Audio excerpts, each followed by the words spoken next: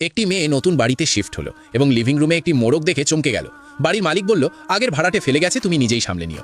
মেয়েটি তাকে দানা খাওয়ালো এবং যেই সে পেছন ফিরল, মোড়কটি হঠাৎ বলে উঠল, সাবধান থেকো। ঠিক পরের মুহূর্তেই ওপর থেকে একটি কাঠ নিচে পড়ে গেল। মেয়েটি ভয় পেয়ে গেল। তার মনে হলো সম্ভবত সে হ্যালুসিনেশন দেখছে। পরের দিন মোড়কটি আবার বলল, লাল টুপি পরো না, বিপদ আছে। বিকেলে বৃষ্টি হলো এবং তার বস সেই লাল টুপিটি দিলেন।